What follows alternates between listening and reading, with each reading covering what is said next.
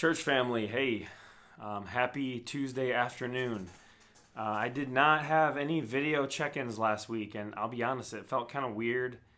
Um, but I was taking last week off from office stuff and trying to just, I guess, take a moment in the midst of all the craziness that has been, especially since March, to just kind of take a week off of things. And so I missed you. I missed doing the check-ins. Not necessarily, I don't think that they were necessarily missed, but it is kind of cool to check in with you guys, midweek, and again before the weekend. So here we are. It's Tuesday, August 4th, and this Sunday we are going to continue our series, Identity. It was awesome hearing from our team last week, our Dominican Republic mission trip team last week. This past Sunday shared about their experience, the experiences they had, the things that they did, the stuff that they saw, the things that they heard, the things that they were a part of and participated in. It was awesome to hear from most of our team members and what impact that made in their lives. I hadn't heard much of those stories yet, so it was awesome to hear.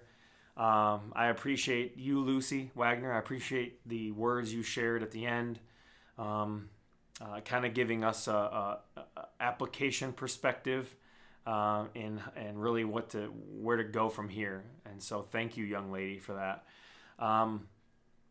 Church, I'm excited about continuing this identity series on Sunday. We are going to be in Matthew 16.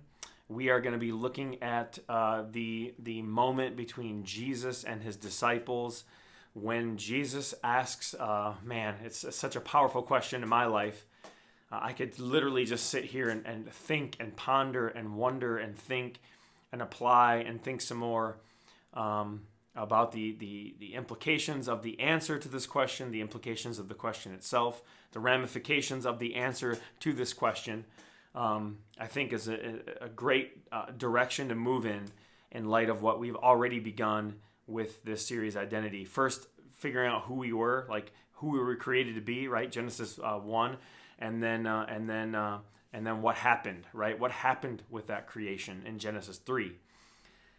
Now we're going to move quick. We're going to move right into Jesus and this question that he asks his disciples, and that, to be honest with you, we have to answer this question. The answer to this question is significant on so many levels in the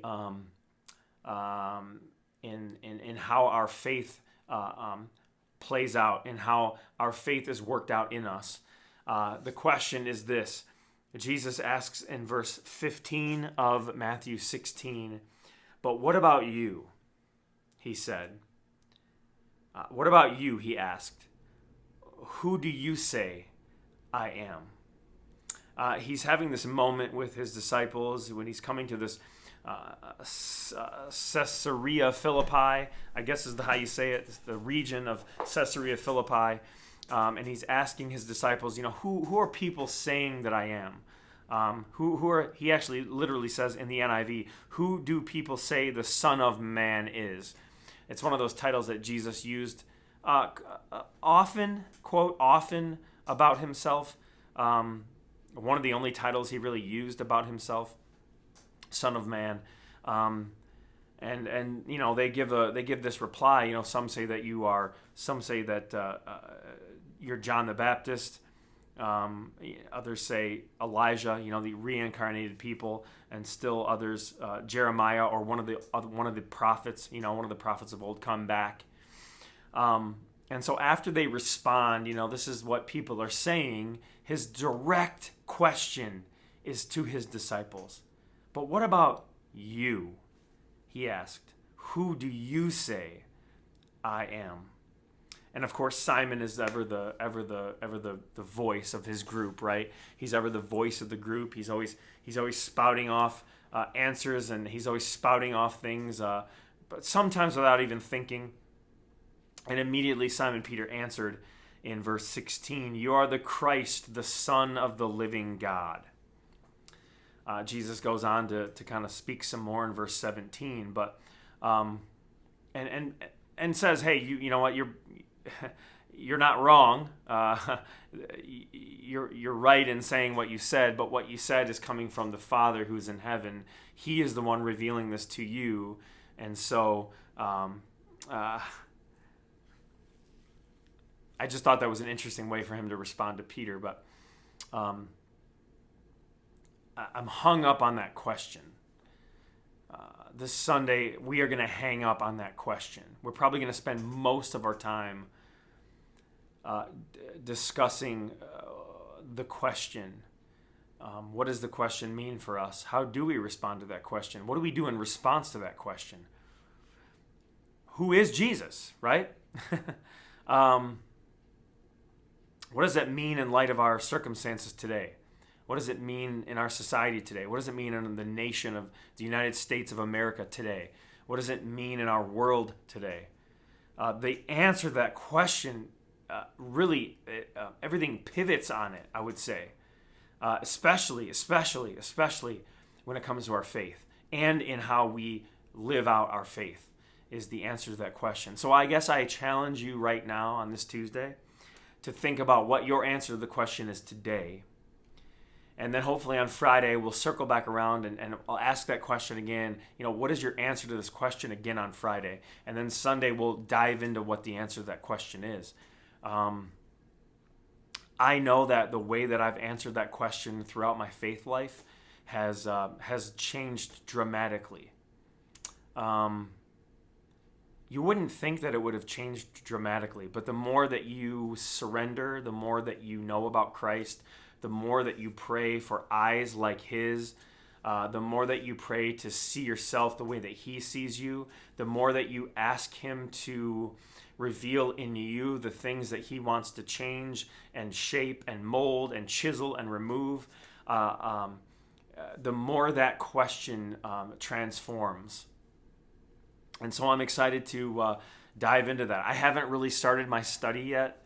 I've got a couple commentaries out right now. I'll start studying that tomorrow, studying through the text.